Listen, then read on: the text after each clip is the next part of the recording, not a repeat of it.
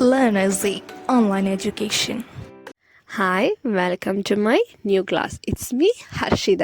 നമ്മൾ ഇന്ന് ഡിസ്കസ് ചെയ്യാൻ പോകുന്ന ചാപ്റ്റർ MS002 യൂണിറ്റ് 4 ആണ് കേട്ടോ. Unit 4 theoretical analysis.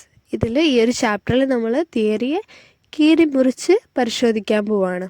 Okay, without much delay let start our video. ഇതിൽ നമ്മുടെ യൂണിറ്റിൽ പറഞ്ഞിരിക്കുന്ന, അതായത് യൂണിറ്റിൽ ഉൾക്കൊണ്ടിരിക്കുന്ന കണ്ടൻസുകൾ എന്തൊക്കെയാണെന്ന് നമുക്കൊന്ന് ചെറുതായിട്ട് നോക്കാം. ആദ്യം പറയുന്നത് എല്ലാ ചാപ്റ്ററിലും പോലെ തന്നെ നമ്മുടെ യൂണിറ്റിൻ്റെ ഇൻട്രൊഡക്ഷൻ ആണ്. അടുത്തത് premises of evolutionary and functional theories, critic of evolutionary and functional theories, turning away from functionalism, what after functionalism, the postmodernism, trends other than postmodernism, conclusion. ഇത്രയും കാര്യങ്ങളാണ് ഇതിൽ പറയുന്നത്. ഇതിൽ ആവർത്തിച്ച് വരുന്ന ഒരു വേർഡ് എന്നത് എന്താണ്? എവല്യൂഷണറി ഫങ്ഷണൽ തിയറിസവും അതുപോലെ പോസ്റ്റ് മോഡേണിസവും ആണ് മെയിനായിട്ട് നമ്മൾ ഈ ഒരു ചാപ്റ്ററിൽ ചർച്ച ചെയ്യുന്നത്. അതായത് ഉത്തരാധുനിക കാലത്തെ തിയറീസിനെ കുറിച്ച്, ഉത്തരാധുനിക കാലത്ത് തിയറീസിന് വന്ന മാറ്റങ്ങളെക്കുറിച്ചും അതുപോലെ തന്നെ പരിണാമപരമായിട്ട് തിയറികൾക്ക് വന്ന മാറ്റങ്ങളും പുതിയ ഉണ്ടായ തിയറികളും അങ്ങനെയുള്ള കാര്യങ്ങളെക്കുറിച്ചൊക്കെയാണ് നമ്മൾ ചർച്ച ചെയ്യുന്നത്. എങ്ങനെയാണ് പരിണാമങ്ങളെല്ലാം തിയറികളെ എഫക്റ്റ് ചെയ്യുന്നത്, ഇൻഫ്ലുവൻസ് ചെയ്യുന്നത് എന്നുള്ള കാര്യങ്ങളൊക്കെയാണ് ഈ ഒരു ചാപ്റ്ററിൽ നമ്മൾ നോക്കുന്നത് കേട്ടോ. ഓക്കെ, നമ്മുടെ ഫസ്റ്റ് 4.1 ഇൻട്രൊഡക്ഷൻ ആണ് നോക്കുന്നത്. In Unit 3, we learn that theories differ based on the main ideas they are built on. These ideas or premises are basic assumptions we accept when studying a research problem or explaining a social phenomenon. It starts with evolutionary theory and move to functional and structure-function approach. Unit 3 സിദ്ധാന്തങ്ങൾ അവ നിർമ്മിച്ചിരിക്കുന്ന പ്രധാന ആശയങ്ങളെ അടിസ്ഥാനമാക്കി വ്യത്യസ്തമാണെന്ന് നമ്മൾ മനസ്സിലാക്കിയിട്ടുണ്ട്.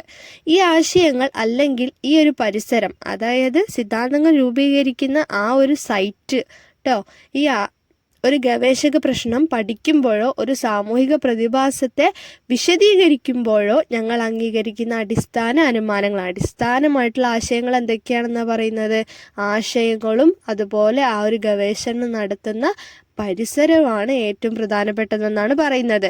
പരിണാമ സിദ്ധാന്തത്തിൽ നിന്ന് ആരംഭിച്ച് പ്രവർത്തനപരവും ഘടനാപരവുമായ സമീപനങ്ങളിലേക്ക് നീങ്ങുന്നു. അതായത് ആദിമകാലത്ത് മനുഷ്യൻ രൂപം കൊണ്ട കാലം മുതൽ ഇന്നിപ്പോൾ നടന്നുകൊണ്ടിരിക്കുന്ന ഈ ഒരു പ്രവർത്തന കാലഘട്ട സമീപനങ്ങളിലേക്ക് പോലും തിയറികൾ തൻ്റെ കൈകൾ കടത്തിയിട്ടുണ്ട് എന്നാണ് പറയുന്നത്. After critiquing these theories, we will look at postmodernism and its impacts on sociology and anthropology.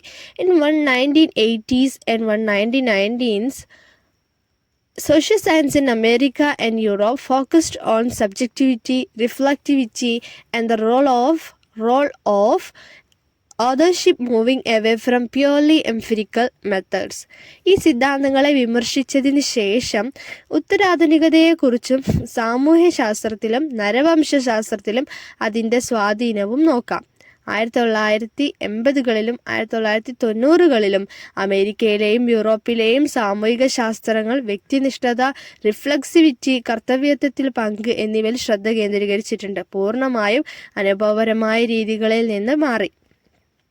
അതായത് ആദ്യം ഉണ്ടായിരുന്ന 1980-90 കാലഘട്ടത്തിൽ രൂപീകൃതമായിട്ടുള്ള സിദ്ധാന്തങ്ങളൊക്കെ വ്യക്തികളുടെ സ്വയം ഇഷ്ടത്തിന് എഴുതി ചേർത്തവയായിട്ട് പിന്നീട് തെളിയിക്കപ്പെട്ടിട്ടുണ്ട്. കാരണം അത് സാമൂഹികമായിട്ട് യാതൊരു ബന്ധവുമില്ല. അവർക്ക് റിഫ്ലക്റ്റ് ചെയ്യുന്ന അല്ലെങ്കിൽ അവർക്ക് അനുകൂലമുള്ള കാര്യങ്ങൾ എഴുതി തീർക്കുന്ന ഒന്നായിട്ട് മാറിയിട്ടുണ്ടായിരുന്നു? സാമൂഹിക ശാസ്ത്ര സിദ്ധാന്തങ്ങൾ മാറിയിട്ടുണ്ടായിരുന്നു എന്നാണ് പറയുന്നത്. അപ്പോൾ എന്താണ്, ഇതിനെ വിമർശനങ്ങൾക്ക് വിധേയമായിട്ടുണ്ട്. ഇതൊരു വിമർശനാത്മകമായിട്ടുള്ള പഠനം കൂടിയാണെന്നാണ് പറയുന്നത്. This unit also briefly introduces post modern scholars and their ideas. Finally we will discuss the current state of sociology research in India. ഈ യൂണിറ്റ് ഉത്തരാധുനിക പണ്ഡിതന്മാരെയും അവരുടെ ആശയങ്ങളെ ഹ്രസ്വമായിട്ട് പരിചയപ്പെടുത്തുന്നുണ്ട്. അതായത് പുതിയ പണ്ഡിതന്മാർ എന്ന അർത്ഥം. അവസാനമായിട്ട് ഇന്ത്യയിലെ സാമൂഹിക ശാസ്ത്ര ഗവേഷണത്തിൻ്റെ നിലവിലെ അവസ്ഥ കൂടി എന്ത് ചെയ്യുന്നുണ്ട്, ചർച്ച ചെയ്യുന്നുണ്ട്. ഓക്കെ, ഇത്രയും കാര്യങ്ങളൊക്കെയാണ് ഇൻട്രൊഡക്ഷനിൽ പറയുന്നത്. നമുക്ക് നമ്മുടെ യൂണിറ്റിലോട്ട് കടക്കാം. 4.2 premises of evolutionary and functional theories. Premises എന്ന് പറഞ്ഞാൽ എന്താണെന്ന് അറിയാം, പരിസരം, സന്ദർഭം എന്നൊക്കെയാണ് അർത്ഥം കേട്ടോ. Premises of evolutionary and functional theories. In the 19th century, evolutionary theory explained that societies are at different stages of development, like step on a ladder. Primitive societies were seen as earlier stages and modern societies are more advanced. People believed studying primitive societies could reveal humanity's past. ഇതിൽ നമ്മൾ ചില വേർഡുകളൊക്കെ നല്ല important ആണ് കേട്ടോ. നമ്മുടെ ഈ ഹെഡിങ്ങിൽ തന്നിട്ടുള്ള വേർഡുകൾ നമ്മൾ അത്യാവശ്യം നമുക്ക് അതിൻ്റെ മീനിങ് ഒക്കെ മനസ്സിലാക്കി വെക്കണം. ക്വസ്റ്റ്യൻസ് ആയിട്ട് വരുന്നത് ഹെഡിങ്ങുകളായിരിക്കും ക്വസ്റ്റ്യൻസ് ആയിട്ട് ഉണ്ടാവുക, അതിലെ വേർഡ്സുകളായിരിക്കും ഉണ്ടാവുക. നമ്മൾ നോട്ട്സിലുള്ള വേർഡ്സുകളായിരിക്കില്ല. നോട്ട്സ് നമുക്ക് കാര്യങ്ങൾ മനസ്സിലാക്കാൻ വേണ്ടിയിട്ട് ഷോർട്ടായിട്ട് പറഞ്ഞു തരുന്ന കാര്യങ്ങളാണ്. നമ്മൾ ഹെഡിങ്ങിലുള്ള വേർഡ്സൊക്കെ നിങ്ങൾ എന്തായാലും മനസ്സിലാക്കി വെക്കണം. അത് നിങ്ങൾക്ക് പിന്നീട് എഴുതുമ്പോഴും യൂസ്ഫുൾ ആയിരിക്കും കേട്ടോ. 19ാം നൂറ്റാണ്ടിൽ സമൂഹങ്ങൾ ഒരു ഗോവണിയിലെ പടികൾ പോലെ വികസനത്തിൻ്റെ വിവിധ ഘട്ടത്തിലാണെന്ന് പരിണാമ സിദ്ധാന്തം വിശദീകരിച്ചു. അതായത് പരിണാമ സിദ്ധാന്തം എന്താണ് വിശദീകരിച്ചത്? വളർന്നുകൊണ്ടിരിക്കുകയാണ്. ആദിമ സമൂഹങ്ങളെ മുൻഘട്ടങ്ങളായും ആധുനിക സമൂഹങ്ങൾ കൂടുതൽ പുരോഗമിച്ചതായിട്ടും കണ്ടു. ആദിമ സമൂഹങ്ങളെ പഠിക്കുന്നത് മനുഷ്യരാശിയുടെ ഭൂതകാലത്തെ വെളിപ്പെടുത്തുമെന്ന് ആളുകൾ വിശ്വസിച്ചു. എന്താണ്, 2 ഘട്ടങ്ങളായിട്ടാണ് തിരിച്ചത്. അതായത് ഒരു ഘട്ടം എന്ന് പറഞ്ഞാൽ നമ്മൾ ഈ പരിണാമ സിദ്ധാന്തത്തിൽ ഒരു ഘട്ടം എന്നത് ആദിമ സമൂഹങ്ങളെ ആണ് ഒരു ഘട്ടമായിട്ട് പറയുന്നത്. പിന്നീട് പറയുന്നത് എന്താണ്, ഇപ്പോൾ നടന്നുകൊണ്ടിരിക്കുന്ന, അതായത് ആധുനിക സമൂഹങ്ങൾ എന്നാണ് പറയുന്നത്. ഈ 2 ഘട്ടങ്ങളായിട്ട് തരംതിരിച്ചിട്ടാണ് കാര്യങ്ങൾ പറയുന്നത്. അപ്പോൾ ഈ ആദിമ സമൂഹങ്ങളെ പഠിക്കുന്നത് മനുഷ്യൻ്റെ പാസ്റ്റിനെ കുറിച്ച് അറിയാനുള്ള ഒരു കാരണമാകുമെന്നാണ് പറയുന്നത്. Functional theory focused on how societies work in the present. It viewed each culture as unique, with the different parts working together like organs in a body. Instead of asking how societies evolved, functionalists asked how each part of a society helps it functions today. പിന്നീട് functional സിദ്ധാന്തം എന്നത് വർത്തമാനകാലത്തെ സമൂഹങ്ങൾ എങ്ങനെ പ്രവർത്തിക്കുന്നു എന്നതിനെ കേന്ദ്രീകരിച്ചിരിക്കുന്നു. Functional സിദ്ധാന്തം എന്ന് പറഞ്ഞാൽ വർത്തമാന കാലഘട്ടത്തിൽ ഇപ്പോൾ ജീവിച്ചുകൊണ്ടിരിക്കുന്ന ആൾക്കാരുടെ പ്രവർത്തനങ്ങളെ കുറിച്ചാണ് ഫങ്ഷണൽ തിയറികൾ പറയുന്നത്. ഇത് ശരീരത്തിലെ അവയവങ്ങൾ പോലെ വിവിധ ഭാഗങ്ങൾ ഒരുമിച്ച് പ്രവർത്തിക്കുന്നതിനാൽ ഓരോ സംസ്കാരത്തെയും അതുല്യമായിട്ട് വീക്ഷിച്ചു. സമൂഹങ്ങൾ എങ്ങനെ പരിണമിച്ചുവെന്ന് ചോദിക്കുന്നതിന് പകരം ഒരു സമൂഹത്തിൻ്റെ ഓരോ ഭാഗവും ഇന്ന് പ്രവർത്തിക്കാൻ എങ്ങനെ സഹായിക്കുമെന്ന് ഫങ്ഷണലിസ്റ്റുകൾ ചോദിച്ചു. ഫങ്ഷണലിസ്റ്റുകൾ ചോദിച്ചത് സമൂഹം എങ്ങനെ പ്രവർത്തിക്കുന്നു എന്നല്ല, ഈ ഒരു സമൂഹത്തിൻ്റെ പ്രവർത്തനം മൂലം ഇന്ന് എങ്ങനെ ഓരോ ഭാഗവും സമൂഹത്തിൽ ജീവിക്കുന്നവർക്ക് എങ്ങനെ സഹായകമാകുന്നു എന്നാണ് ഫങ്ഷണൽ തിയറിസ്റ്റുകൾ കണ്ടെത്തിയത്, ചോദിച്ചത് എന്നൊക്കെയാണ് പറയുന്നത്. അതായത് ചുരുക്കി പറഞ്ഞിട്ടുണ്ടെങ്കിൽ, in short, evolutionary theory societies develop in stages over time. Functional theory societies are system working in the present. ചുരുക്കത്തിൽ പറയുമ്പോൾ പരിണാമ സിദ്ധാന്തം എന്നത് സമൂഹങ്ങൾ കാലക്രമേണ ഘട്ടം ഘട്ടമായിട്ട് വികസിക്കുന്ന കാര്യങ്ങളും മാറ്റം വരുന്ന കാര്യങ്ങളെക്കുറിച്ചാണ് പറയുന്നത്. പ്രവർത്തന സിദ്ധാന്തം എന്നത് സമൂഹങ്ങൾ വർത്തമാന കാലത്ത് പ്രവർത്തിക്കുന്ന സംവിധാനങ്ങളെക്കുറിച്ച് ഉള്ളതാണെന്നാണ് പറയുന്നത്. അടുത്ത നമ്മുടെ side heading 4.3 critic of evolutionary functional theories. Both evolutionary and functional theories were criticized as times changed. The idea of primitive societies was replaced with cultural relativism, which respects all cultures. But some scholars argued this idea could allow unfair practices like untouchability to continue by claiming they help societies function. Critique of evolutionary functional theories in the ഹെഡിങ്ങിൽ പറയുന്ന കാര്യങ്ങൾ എന്താണ്? നമ്മൾ evolutionary function theories, അത് പരിണാമപരമായിട്ടുള്ള ഈ സിദ്ധാന്തങ്ങളെ critic ചെയ്യാണ്. അതായത് കാലം മാറിയപ്പോൾ പരിണാമ സിദ്ധാന്തങ്ങളും പ്രവർത്തന സിദ്ധാന്തങ്ങളും വിമർശിക്കപ്പെട്ടിട്ടുണ്ട്. ആദിമ സമൂഹങ്ങൾ എന്ന ആശയം എല്ലാ സംസ്കാരങ്ങളെയും ബഹുമാനിക്കുന്ന സാംസ്കാരിക ആപേക്ഷികവാദം ഉപയോഗിച്ച് മാറ്റി സ്ഥാപിക്കപ്പെട്ടു. എന്നാൽ ചില പണ്ഡിതന്മാർ ഈ ആശയം സമൂഹത്തിൻ്റെ പ്രവർത്തനത്തെ സഹായിക്കുന്നു എന്ന് അവകാശപ്പെടുന്നതിലൂടെ തൊട്ടുകൂടായ്മ പോലുള്ള അന്യായമായ ആചാരങ്ങൾ തുടരാൻ അനുവദിക്കുമെന്ന് വാദിക്കുകയും ചെയ്തു. Functionalism was also criticized for supporting the status quo, even it was unjust. For example, slavery might have worked in society, but that doesn't make it fair or right. അനീതിയാണെങ്കിൽ പോലും നിലവിലുള്ള അവസ്ഥയെ പിന്തുണച്ചതിന് ഫങ്ഷണലിസവും എന്ത് ചെയ്തിട്ടുണ്ട്? വിമർശിക്കപ്പെട്ടിട്ടുണ്ട്. ഉദാഹരണത്തിന്, അടിമത്തം ഒരു സമൂഹത്തിൽ പ്രവർത്തിച്ചിട്ടുണ്ടാകാം, എന്നാൽ അത് ന്യായമോ ശരിയാകുന്നില്ല. ഫങ്ഷണലിസം എന്ന് പറഞ്ഞിട്ടുണ്ടെങ്കിൽ പ്രവർത്തനങ്ങളെ സ്വാധീനിക്കുന്ന സിദ്ധാന്തത്തിനെയാണ് പറയുന്നത്. പക്ഷേ അടിമത്തം എന്നത് ഒരു കാലത്ത് പ്രവർത്തിച്ചിട്ടുണ്ടെന്ന് വെച്ച് അതിനെ സപ്പോർട്ട് ചെയ്യാൻ പറ്റുമോ? ഇല്ല എന്നാണ് പറയുന്നത് കേട്ടോ. This raised debates about whether scholars should only describe cultures or take actions against harmful practices like female infanticide. ഇത് പണ്ഡിതന്മാർ സംസ്കാരങ്ങളെ മാത്രം വിവരിക്കണമോ അതോ ശിശുഹത്യ പോലുള്ള ദോഷകരമായ ആചാരങ്ങൾക്കെതിരെ നടപടിയെടുക്കണം എന്നതിനെക്കുറിച്ചുള്ള ചർച്ചകൾ ഉയർത്തിക്കൊണ്ടുവന്നു. In the 20th century, scholars shifted to critical theory which focuses on social justice and human rights, influenced by wars, colonization and industrialization. 20ാം നൂറ്റാണ്ടിൽ യുദ്ധങ്ങൾ, കോളനിവൽക്കരണം, വ്യാവസായികവൽക്കരണം എന്നിവയാൽ സ്വാധീനിക്കപ്പെട്ട സാമൂഹിക നീതിയിലും മനുഷ്യാവകാശങ്ങളും ശ്രദ്ധ കേന്ദ്രീകരിച്ച നിർണായക സിദ്ധാന്തത്തിലേക്ക് പണ്ഡിതന്മാർ മാറി. 20ാം നൂറ്റാണ്ടിൽ ആണ് വ്യവസായികവൽക്കരണവും കോളനിവൽക്കരണമൊക്കെ ഉണ്ടായത്. അതൊക്കെ എന്താണ്? ഫങ്ഷണൽ തിയറീസിൽ പെട്ടു. പക്ഷെ അതൊക്കെ സപ്പോർട്ട് ചെയ്യാതെ ന്യായമായിട്ട് പാവപ്പെട്ട ആൾക്കാരുടെ പക്ഷത്ത് നിന്ന് അവർക്ക് വേണ്ട ചെയ്തു കൊടുക്കുന്ന ഒരു രീതിയിലേക്ക് പണ്ഡിതന്മാർ മാറി.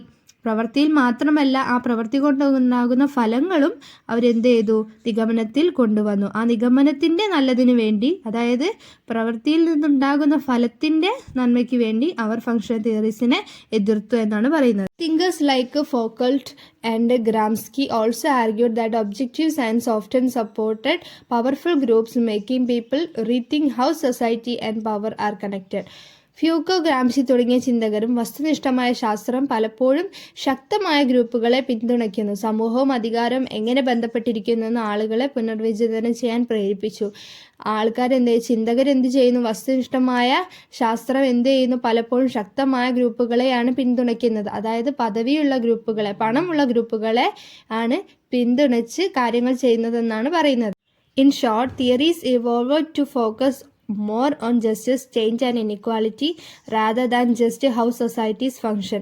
ചുരുക്കത്തിൽ പറഞ്ഞിട്ടുണ്ടെങ്കിൽ സമൂഹങ്ങൾ എങ്ങനെ പ്രവർത്തിക്കുന്നു എന്നതിനേക്കാൾ നീതി, മാറ്റം, അസമത്വം എന്നിവയിൽ കൂടുതൽ ശ്രദ്ധ കേന്ദ്രീകരിക്കുന്നതിനാണ് സിദ്ധാന്തങ്ങൾ വികസിച്ച. ഫങ്ഷണൽ തിയറീസ് എന്ന് പറഞ്ഞാൽ പ്രവൃത്തികളുടേതാണ്. അതെന്ത് പ്രവൃത്തിയായാലും അതിനെ സപ്പോർട്ട് ചെയ്യണം എന്നുള്ളത് ശരിയായിട്ടുള്ളൊരു കാര്യമല്ല. നീതിയും മാറ്റവും അസമത്വവും എല്ലാം നോക്കിക്കൊണ്ടുള്ള നല്ലൊരു സിദ്ധാന്തമാണ് മേക്ക് ചെയ്യേണ്ടത് എന്നാണ് ഇതിൽ പറയുന്നത്. അടുത്ത നമ്മുടെ side heading 4.4 turning away from functionalism എന്നുള്ളതാണ് കേട്ടോ. അതായത് ടേണിങ് എവേ ഫ്രം ഫങ്ഷണലിസം എന്ന് പറയുന്ന ഫങ്ഷണലിസത്തിൽ നിന്ന് പിന്തിരിയുക എന്നുള്ള ഒരർത്ഥമാണ് നമുക്ക് ആ ഹെഡിങ്ങിൽ നിന്ന് കിട്ടുന്നത്. ആ ഹെഡിങ്ങിന് കീഴിലുള്ള കാര്യങ്ങൾ എന്തൊക്കെയാണെന്ന് നോക്കാം. Karl Marx challenged functionalism with societies are stable and harmonious. Marx said society is shaped by history and material condition like money and class, and people actively create change. But some critics felt Marx focused too much on economics and ignored other forms of power like religion or caste. Karl Marx സമൂഹത്തെ സുസ്ഥിരവും യോജിപ്പുള്ളതുമായിട്ട് കാണുന്ന പ്രവർത്തനാത്മകതയെ വെല്ലുവിളിച്ചു. ചരിത്രവും ഭൗതിക സാഹചര്യങ്ങൾ, അതായത് പണവും വർഗവും പോലെ സമൂഹം രൂപപ്പെട്ടിട്ടുണ്ടെന്നും ആളുകൾ സജീവമായി മാറ്റം സൃഷ്ടിക്കുന്നുവെന്നും മാക്സ് പറഞ്ഞു. എന്നാൽ ചില വിമർശകർ മാക്സ് സാമ്പത്തിക ശാസ്ത്രത്തിൽ വളരെയധികം ശ്രദ്ധ കേന്ദ്രീകരിക്കുകയും മതമോ ജാതിയോ പോലുള്ള മറ്റു ശക്തികളെ അവഗണിക്കുകയും ചെയ്യുന്നു എന്നാണ് പറയുന്നത്. മാക്സിന്റെ കണ്ണിൽ പണവും വർഗവുമാണ് സാമ്പത്തിക ശാസ്ത്രമാണ് മാക്സിന്റെ കാഴ്ചപ്പാടിൽ ഏറ്റവും വലുതായിട്ട് നിലനിന്നത്. സമ്പത്തുണ്ടെങ്കിൽ എല്ലാ കാര്യങ്ങളും അതിന് കീഴിൽ തന്നെ ആയിരിക്കും എന്നാണ് മാക്സ് വാദിച്ചത്. By the 1960s, sociologists moved away from functionalism because it ignored conflict and change. Scholars like Talcott Parsons viewed society as stable, but critics like Merton made changes to include flexibility, such as introducing functional alternatives. 1960കളോടെ സാമൂഹ്യശാസ്ത്രജ്ഞർ ഫങ്ഷണലിസത്തിൽ നിന്ന് അകന്നു, കാരണം അത് സംഘർഷവും മാറ്റത്തെയും അവഗണിച്ചു. Talcott പേഴ്സണെ പോലുള്ള പണ്ഡിതന്മാർ സമൂഹത്തെ സുസ്ഥിരമായിട്ട് വീക്ഷിച്ചു. എന്നാൽ മേർട്ടനെ പോലുള്ള വിമർശകർ ഫങ്ഷണൽ ബദലുകൾ അവതരിപ്പിക്കുന്നത് പോലെയുള്ള വഴക്കം ഉൾപ്പെടുത്താൻ മാറ്റങ്ങൾ വരുത്തി. ചില ആൾക്കാർ എന്ത് ചെയ്തു? ഫങ്ഷണൽ തിയറീസിനെ സപ്പോർട്ട് ചെയ്തു. ചില ആൾക്കാർ എന്ത് ചെയ്തു? ഫങ്ഷണൽ തിയറീസിനെ അതിൻ്റെ നെഗറ്റീവായിട്ടുള്ള ഭാഗങ്ങൾക്ക് ബദൽ മാർഗങ്ങൾ കൊണ്ടുവരാനും നോക്കി. New theories like neo evolutionary theory and Niklas Luhmann ideas focused on how societies adapt to change in the environment. Max Weber also played a big role, showing that sociology must study both individual action and the meaning behind them. നവപരിണാമ സിദ്ധാന്തവും Nicolás ലുഹ്മാന്റെ ആശയങ്ങളും പോലെയുള്ള പുതിയ സിദ്ധാന്തങ്ങൾ സമൂഹങ്ങൾ പരിസ്ഥിതിയിലെ മാറ്റങ്ങളുമായിട്ട് എങ്ങനെ പൊരുത്തപ്പെടുന്നു എന്നതിനെ കേന്ദ്രീകരിച്ചു. സാമൂഹ്യശാസ്ത്രം വ്യക്തിഗത പ്രവർത്തനങ്ങളും അവയുടെ പിന്നിലെ അർത്ഥവും പഠിക്കേണ്ടതുണ്ടെന്ന് കാണിക്കുന്ന മാക്സ് വെബറും ഒരു വലിയ പങ്കുവഹിച്ചു. ഫങ്ഷണൽ തിയറിസത്തിൽ ആളുകൾ ചെയ്യുന്ന പ്രവൃത്തികളുടെ തിയറികളാണ്. ആളുകൾ ചെയ്യുന്ന പ്രവൃത്തികളെല്ലാം തന്നെ നമുക്ക് സപ്പോർട്ട് ചെയ്യാൻ പറ്റില്ല. നമ്മൾ നേരത്തെ പറഞ്ഞില്ലേ, എല്ലാ കാര്യങ്ങളും നമുക്ക് എന്ത് ചെയ്യാൻ പറ്റില്ല, സപ്പോർട്ട് ചെയ്യാൻ പറ്റില്ല. അത് പരിസ്ഥിതിയുമായിട്ട് ബന്ധപ്പെടുത്തിയിട്ട് എല്ലാവർക്കും ഉപകാരപ്രദമാണെന്നതാണോ നോക്കണം. അതുകൊണ്ട് ഫങ്ഷണൽ തിയറിസത്തിന് എന്ത് ചെയ്യാൻ പറ്റില്ല, പൂർണ്ണമായിട്ടും യോജിക്കാൻ ചില ശാസ്ത്രജ്ഞർ തയ്യാറായില്ല. അത് ഈ നവപരിണാമ സിദ്ധാന്തവും നിക്ലാസ് ലുഹ്മാന്റെ ആശയങ്ങൾ പോലുള്ള പുതിയ സിദ്ധാന്തങ്ങൾ എന്ത് ചെയ്തു? സമൂഹത്തിന്റെ പരിസ്ഥിതി മാറ്റങ്ങളുമായിട്ട് എങ്ങനെ പൊരുത്തപ്പെടുന്നു എന്നതിനെ കുറിച്ച് ശ്രദ്ധ കേന്ദ്രീകരിച്ചു എന്നാണ് പറയുന്നത്. ഷോർട്ടാക്കി പറയുകയാണെങ്കിൽ sociology shifted from seeing society as unchanging to focusing on conflict, change and how societies adapt over time. ചുരുക്കത്തിൽ പറഞ്ഞാൽ സാമൂഹ്യശാസ്ത്രം സമൂഹത്തെ മാറ്റമില്ലാത്തതായിട്ട് കാണുന്നതിൽ നിന്ന് സംഘർഷം, മാറ്റം, സമൂഹങ്ങൾ കാലക്രമേണ എങ്ങനെ പൊരുത്തപ്പെടുന്നു എന്നിവയിൽ ശ്രദ്ധ കേന്ദ്രീകരിച്ചു. സാമൂഹ്യശാസ്ത്രം എന്താണ്? സമൂഹത്തെ മാറ്റമില്ലാത്തതായിട്ട്, സമൂഹം മാറുന്നില്ലെങ്കിൽ അവിടെ ഉണ്ടാകുന്ന സംഘർഷവും മാറ്റവും സമൂഹങ്ങൾ കാലക്രമേണ എങ്ങനെയൊക്കെയാണ് പൊരുത്തപ്പെടുന്നത് എന്നതിനെയാണ് ശ്രദ്ധ കേന്ദ്രീകരിച്ചത് എന്നാണ് പറയുന്നത്. അടുത്ത നമ്മുടെ 4.5 what happened after functionalism. After moving away from functionalism, sociologist focused on conflict and competition as central to society instead of harmony. ഫങ്ഷണലിസത്തിൽ നിന്ന് മാറിയതിന് ശേഷം സാമൂഹ്യശാസ്ത്രജ്ഞർ ഐക്യത്തിന് പകരം ഒരു തുല്യത എന്നുള്ള ലെവൽ സമൂഹത്തിൻ്റെ കേന്ദ്രം എന്ന നിലയിൽ സംഘർഷത്തിലും മത്സരത്തിലും ശ്രദ്ധ കേന്ദ്രീകരിച്ചു. കോൺഫ്ലിക്റ്റിലും അതുപോലെ തന്നെ സമൂഹത്തിൻ്റെ മത്സരത്തിലും മത്സരിച്ച് വികസിക്കുക, അതായത് കോമ്പറ്റേറ്റീവ് ആയിട്ടുള്ള ഒരു ഇംപ്രൂവ്മെൻറ്റിലേക്ക്, വികസനത്തിലേക്ക് ശ്രദ്ധ കേന്ദ്രീകരിച്ചു എന്നാണ് പറയുന്നത്. Power and group interest were seen as more important than cooperation. Events like world wars, colonialism, and oppression shaped this critical view of society, showing a lack of utopia or peace.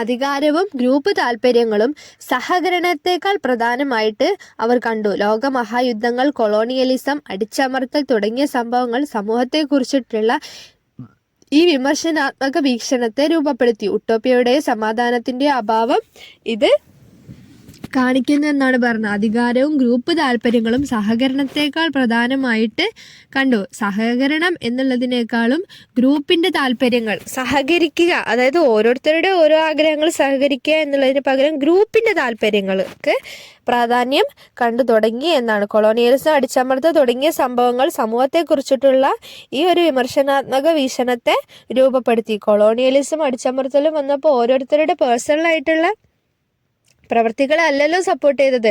അവിടെ അടിച്ചമർത്തപ്പെട്ട ആ ഗ്രൂപ്പിൻ്റെ മൊത്തത്തിലുള്ള ഒരു താല്പര്യത്തെയാണ് എന്ത് ചെയ്തത്, അവിടെ പ്രധാനമായിട്ട് കണ്ടതും അതിൽ നിന്ന് മോചനം നേടാൻ അവരെ സഹായിച്ചതും. Thinkers like Habermas introduced new ideas. He said science is not the only way to understand society. Instead, there are 3 types of knowledge. ഹേബർമാൻസിനെ പോലെയുള്ള ചിന്തകർ പുതിയ ആശയങ്ങൾ അവതരിപ്പിക്കുകയും ചെയ്തു.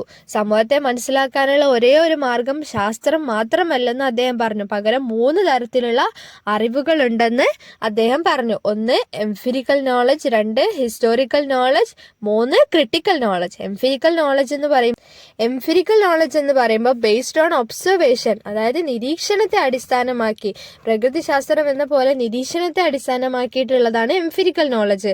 അതുപോലെ ഹിസ്റ്റോറിക്കൽ നോളജ് എന്ന് പറയുന്നത് അണ്ടർസ്റ്റാൻഡിങ് മീനിങ് ഫ്രം ഹിസ്റ്ററി, ഹിസ്റ്ററിയിൽ നിന്ന് അഥവാ ചരിത്രത്തിൽ നിന്ന് അറിവ് ഉൾക്കൊണ്ട് അർത്ഥം മനസ്സിലാക്കലാണ് എന്ത് ഹിസ്റ്റോറിക്കൽ നോളജ് എന്ന് പറയുന്നത്.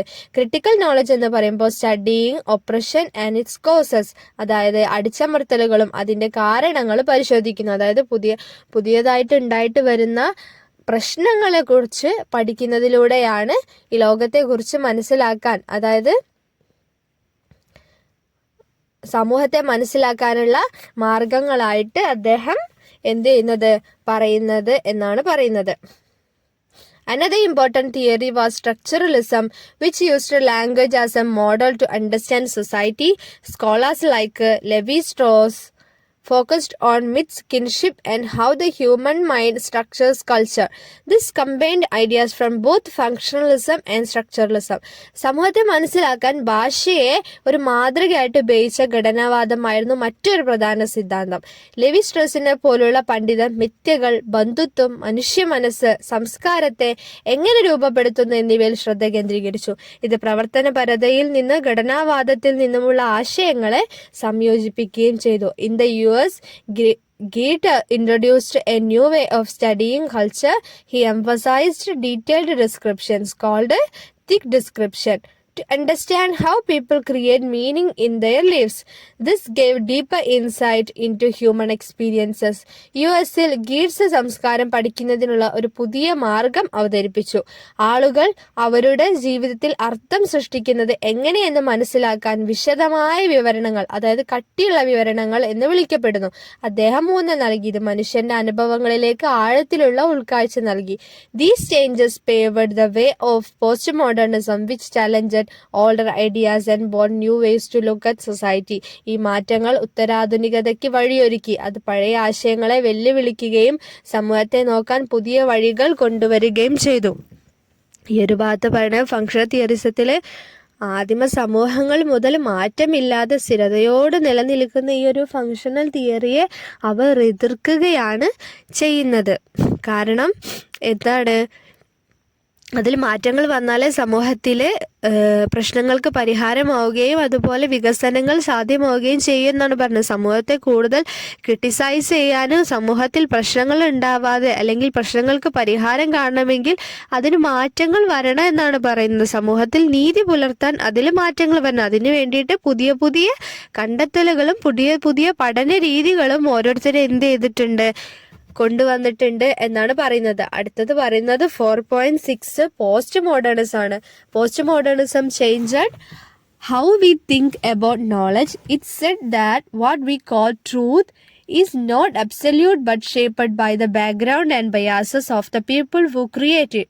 For example, culture is no longer seen as something fixed but as something that keeps changing and creating new identities. പോസ്റ്റ് മോഡേണിസത്തെ കുറിച്ചാണ് പറയുന്നത്, അതായത് ഉത്തരാധുനികത്തെ കുറിച്ചിട്ടാണ് ഇനി പറയുന്നത്. ഇതുവരെ പറഞ്ഞത് ആദിമ സമൂഹം മുതൽ ഉത്തരാധുനികം വരെയാണ്. ഇതിൽ ഉത്തരാധുനികത്തെ സ്പെഷ്യലൈസ് ചെയ്തിട്ട് പറയാണ് കേട്ടോ.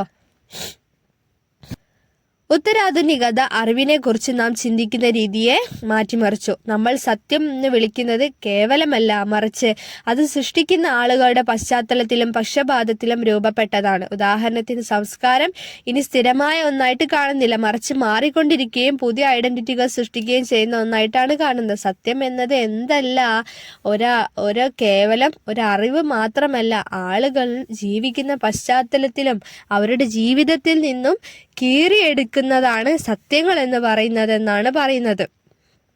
ഇനി പണ്ടുള്ള സംസ്കാരങ്ങൾ കെട്ടിപ്പിടിച്ചുകൊണ്ടിരിക്കുന്ന ആ ഒരു രീതി മാറി സംസ്കാരം എന്നതിനെ എന്താണ് ഒരു വിഷയമായിട്ടേ കാണാതെ പുതിയ പുതിയ രീതികൾ മാറിക്കൊണ്ടിരിക്കുന്നതാണ് നമ്മുടെ ഈ ഒരു ഉത്തരാധുനിക കാലഘട്ടം എന്നാണ് പറയുന്നത്. This idea became popular after the 1970s when people started questioning Western science and the idea of progress. Many believed that Western ways of thinking failed to solve big problems like inequality, environmental issues and injustice. 1970-കൾക്ക് ശേഷം ആളുകൾ പാശ്ചാത്യ ശാസ്ത്രത്തെയും പുരോഗതി എന്ന ആശയത്തെയും ചോദ്യം ചെയ്യാൻ തുടങ്ങിയപ്പോൾ ഈ ആശയം എന്തായി ജനപ്രിയമായിട്ട് മാറി.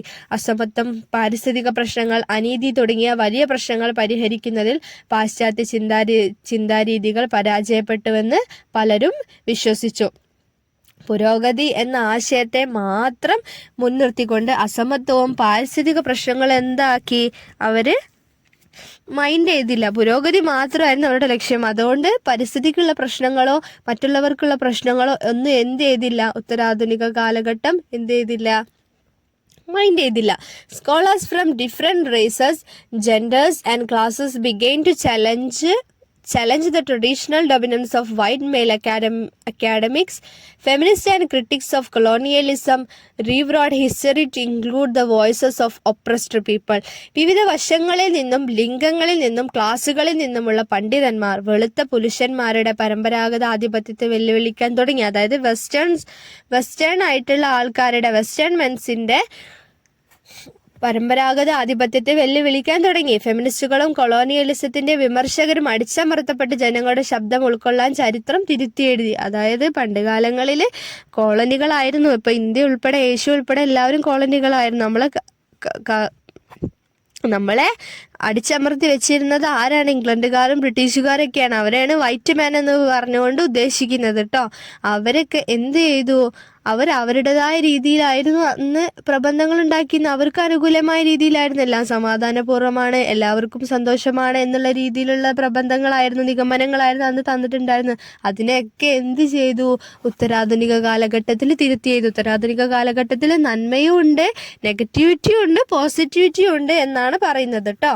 Feminism was a big part of the change. It argued that research should treat people equally, not as object to study. Women from marginalized groups like Andrew Lord said their perspective must be included. ഈ മാറ്റത്തിന്റെ വലിയൊരു ഭാഗമായിരുന്നു feminism എന്ന് പറയുന്നത്. ഗവേഷണ ആളുകളെ തുല്യമായി പരിഗണിക്കണം, പഠിക്കാനുള്ള വസ്തുക്കളായിട്ടല്ലെന്ന് അത് വാദിച്ചു. ഓഡ്രെ ലോഡിനെ പോലെ പാർശ്വവൽക്കരിക്കപ്പെട്ട വിഭാഗങ്ങളിൽ നിന്നുള്ള സ്ത്രീകൾ അവരുടെ കാഴ്ചപ്പാടുകൾ ഉൾപ്പെടുത്തണമെന്ന് പറഞ്ഞു. അതായത് സ്ത്രീകളെ അന്നും ഒരുപാട് കാലം, ഇന്നും ഉത്തരാധുനിക കാലഘട്ടത്തിൽ പോലും അടിച്ചമർത്തിയിട്ടുണ്ട്. സ്ത്രീകളെ ഒരുപാട് കാര്യങ്ങളിൽ പിന്തള്ളി വെച്ചിട്ടുണ്ട്. ആ ഒരു രീതിയിൽ നിന്നാണ് ഫെമിനിസം ഉയർന്നു വന്നത്. അതോടുകൂടിയിട്ട് സ്ത്രീകൾക്കുള്ള അവകാശങ്ങളെ, പാർശ്വവൽക്കരിക്കപ്പെട്ട സ്ത്രീകളെ എന്ത് ചെയ്തു? ഉയർത്തിക്കൊണ്ടുവരാൻ അതുകൊണ്ട് സാധിച്ചു. Post modernism also rejected the idea that knowledge is neutral or disconnected from real life. Instead it became more practical and focused on action.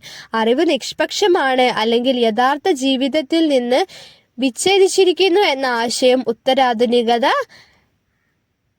നിരസിച്ചു. പകരം അത് കൂടുതൽ പ്രായോഗികമാവുകയും പ്രവർത്തനത്തിൽ ശ്രദ്ധ കേന്ദ്രീകരിക്കുകയും ചെയ്യുന്നു എന്നാണ് പറയുന്നത്. ഇത്രയൊക്കെയാണ് അതിൽ പറയുന്നത്. അടുത്ത heading 4.7 trends other heading 4.7 trends other than post modernism. In the 1990s, people started focusing on older ideas like phenomenology and existentialism to better understand inequality and suffering. Baudrillard, for example, argued that in modern capitalism, ads and consumptions have become more important than social class.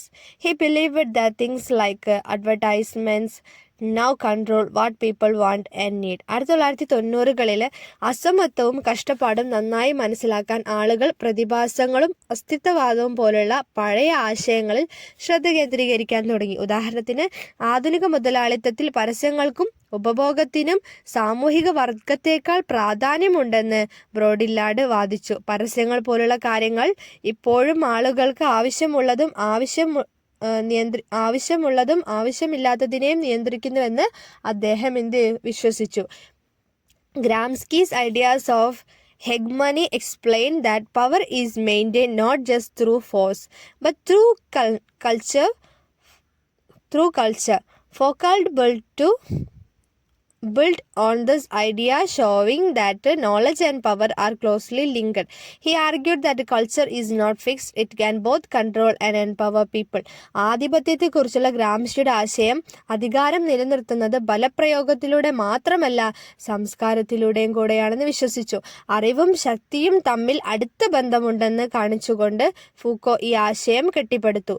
സംസ്കാരം സ്ഥിരമല്ലെന്ന് അദ്ദേഹം വാദിച്ചു. അതിന് ആളുകളെ നിയന്ത്രിക്കാനും ശാസ്ത്രീകരിക്കാനും കഴിയുമെന്നു കൂടി അവർ പറഞ്ഞുവെച്ചു. Bourdieu focused on how social beliefs, which people don't consciously think about, shaped their actions and lead to inequality. He argued that these beliefs are learned from society, but they don't have any logical reasons to exist. He also looked at how society's norms influence what people do. ആളുകൾ ബോധപൂർവം ചിന്തിക്കാത്ത സാമൂഹിക വിശ്വാസങ്ങൾ അവരുടെ പ്രവർത്തനങ്ങളെ എങ്ങനെ രൂപപ്പെടുത്തുകയും അസമത്വത്തിലേക്ക് നയിക്കുകയും ചെയ്യുന്നു എന്നതിലാണ് ബർദിയു ശ്രദ്ധ കേന്ദ്രീകരിച്ചത്. ആളുകൾ ബോധപൂർവം പ്രവർത്തിക്കാത്ത സാമൂഹിക വിശ്വാസങ്ങൾ അവരുടെ പ്രവർത്തനം രൂപപ്പെടുത്തുകയും അസമത്വത്തിലേക്ക് നയിക്കുകയും ചെയ്യും. ബോധമില്ലാത്തവർക്ക് ചെയ്യുന്ന കാര്യങ്ങളെല്ലാം എന്തായിരിക്കും, തെറ്റായിരിക്കും എന്ന് പറയുന്ന പോലെ. ഈ വിശ്വാസങ്ങൾ സമൂഹത്തിൽ നിന്ന് പഠിച്ചതാണെന്ന് അദ്ദേഹം വാദിച്ചു. പക്ഷെ അതൊക്കെ എന്താണ്, അവർ ജീവിക്കുന്ന ആ സമൂഹത്തിൽ നിന്ന് അവർ ശീലിച്ചതാണ്. എന്നാൽ അവ നിലനിൽക്കുന്നതിന് യുക്തിസഹമായ കാരണങ്ങൾ ഒന്നുമില്ല. സമൂഹത്തിന്റെ മാനദണ്ഡങ്ങൾ ആളുകൾ ചെയ്യുന്നതിനെ എങ്ങനെ സ്വാധീനിക്കുന്നുവെന്ന് അദ്ദേഹം പരിശോധിച്ചു. With globalization, people's identities and traditions are becoming more flexible and diverse. Foucault argued that science is not the ultimate truth but a way of controlling people. ആഗോളവൽക്കരണത്തോടെ ആളുകളുടെ സ്വത്വവും പാരമ്പര്യങ്ങളും കൂടുതൽ വഴക്കമുള്ളതും വൈവിധ്യപൂർണമായിട്ട് മാറി. ശാസ്ത്രം ആത്യന്തികം സത്യമല്ലെന്നും ആളുകളെ നിയന്ത്രിക്കാനുള്ള മാർഗമാണെന്നും ഫ്യൂക്കോ വാദിച്ചു എന്നാണ് പറയുന്നത്. ശാസ്ത്രം എന്താണ്, ആളുകളെ നിയന്ത്രിക്കുന്നുണ്ട്. ഇപ്പോൾ പണ്ട് കാലങ്ങളിൽ നിലനിൽക്കുന്നതൊന്നും ഇന്ന് നിലനിൽക്കുന്നില്ല. ശാസ്ത്രം ഇങ്ങനെ വളർന്നു പോകുന്നതോളം ആളുകളുടെ സംസ്കാരങ്ങളും പ്രവൃത്തികളും വികസനങ്ങളും എല്ലാ കാര്യങ്ങളും മാറിക്കൊണ്ടേയിരിക്കുന്നു. അതേപോലെ തന്നെ നെഗറ്റിവിറ്റികളും ഉണ്ട്. പരിസ്ഥിതിപരമായിട്ടുള്ള പ്രശ്നങ്ങളും അവിടെ എന്ത് ചെയ്യുന്നുണ്ട്, നിലനിൽക്കുന്നുണ്ട്. അങ്ങനെ ശാസ്ത്രം എന്തോ ഒരു നിയന്ത്രിതമായിട്ടുള്ള ഒരു നിയന്ത്രിക്കാൻ കഴിയുന്ന ഒരു പവർഫുൾ ആയിട്ടുള്ള കാര്യമാണെന്നാണ് അദ്ദേഹം പറയുന്നത്.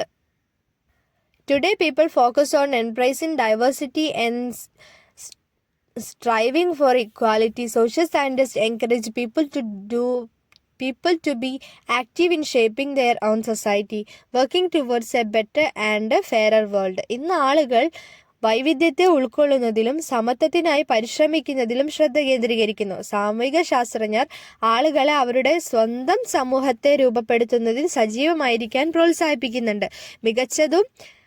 മികച്ച ഒരു രോഗത്തിനായിട്ടാണ് അവരെന്ത് ചെയ്യുന്നത്, പ്രവർത്തിക്കുന്നത് എന്നാണ് പറയുന്നത്. അടുത്ത നമ്മുടെ ലാസ്റ്റ് ഹെഡിങ് 4.8 കൺക്ലൂഷൻ ആണ് കേട്ടോ. Sociology in India combines traditional research methods with new ideas from around the world. While global theories influence Indian researchers, they still stay connected to their own methods and studying society. 1990-കളിലെ അസമത്വം കഷ്ടപ്പാടും നന്നായി മനസ്സിലാക്കാൻ ആളുകൾ പ്രതിഭാസങ്ങളും അസ്തിത്വവാദം പോലുള്ള പഴയ ആശയങ്ങളിൽ ശ്രദ്ധ കേന്ദ്രീകരിക്കാൻ തുടങ്ങിയിരുന്നു. ഉദാഹരണത്തിന്, ആധുനിക മുതലാളിത്തത്തിൽ പരസ്യങ്ങൾക്കും ഉപഭോഗത്തിനും സാമൂഹിക വർഗത്തേക്കാൾ പ്രാധാന്യമുണ്ടെന്ന് ബ്രോഡില്ലാർഡ് വാദിച്ചു. പരസ്യങ്ങൾ പോലുള്ള കാര്യങ്ങൾ ഇപ്പോൾ ആളുകൾ ആവശ്യമുള്ളതിനെ നിയന്ത്രിക്കുന്നുണ്ട് എന്നാണ് പറയുന്നത്. Scholars like Sarat Chandra Roy believed that both function research and understanding a society's culture from within important. Sarat Chandra റോയിയെ പോലുള്ള പണ്ഡിതന്മാർ വസ്തുതാപരമായിട്ടുള്ള ഗവേഷണവും ഒരു സമൂഹത്തിന്റെ സംസ്കാരത്തെ ഉള്ളിൽ നിന്ന് മനസ്സിലാക്കുന്നതും പ്രധാനമാണെന്ന് വിശ്വസിച്ചിരുന്നു എന്നാണ് പറയുന്നത്. There is a debate in India about whether sociology should follow Western methods or be adapted to fit India's unique situation. Researchers in India have used different methods like field work or surveys to study society. സാമൂഹ്യശാസ്ത്രം പാശ്ചാത്യ രീതികൾ പിന്തുടരണോ അതോ ഇന്ത്യയുടെ സവിശേഷ സാഹചര്യത്തിൽ അനുയോജ്യമാണോ എന്നതിനെക്കുറിച്ച് ഇന്ത്യയിൽ ഒരു ചർച്ചയുണ്ട്. ഇന്ത്യയിലെ ഗവേഷകർ സമൂഹത്തെ പഠിക്കാൻ ഫീൽഡ് വർക്ക് അല്ലെങ്കിൽ സർവേ പോലുള്ള വ്യത്യസ്ത രീതികളാണ് ഉപയോഗിച്ചു വരുന്നത്. However, some scholars think that Indian sociology lacks in depth research and often struggles to address the complex social problems in the country. എന്നിരുന്നാൽ പോലും ഇന്ത്യൻ സോഷ്യോളജിക്ക് ആഴത്തിലുള്ള ഗവേഷണം ഇല്ലെന്നും രാജ്യത്തെ സങ്കീർണമായ സാമൂഹിക പ്രശ്നങ്ങൾ പരിഹരിക്കാൻ പലപ്പോഴും പാടുപെടുന്നുണ്ടെന്നും ചില പണ്ഡിതന്മാർ കരുതുന്നു. Mukherjee and other scholars suggest that sociology should be flexible and open to different methods rather than sticking to one way. സാമൂഹിക പണ്ഡിതനായിട്ടുള്ള മുഖർജി സാമൂഹ്യശാസ്ത്രം ഒരു വഴിയിൽ ഉറച്ചു നിൽക്കുന്നതിനു പകരം വ്യത്യസ്ത രീതികളിലേക്ക് തുറന്നതാകുമെന്നും നിർദ്ദേശിക്കുന്നു. Indian sociologist is still developing and researchers are thinking more about how they gather and create knowledge. For a deeper understanding, students should look at journals like contributions to Indian sociology or economic and political weekly to see the methods used in current studies. Indian sociology ഇപ്പോഴും വികസിച്ചുകൊണ്ടിരിക്കുന്നു.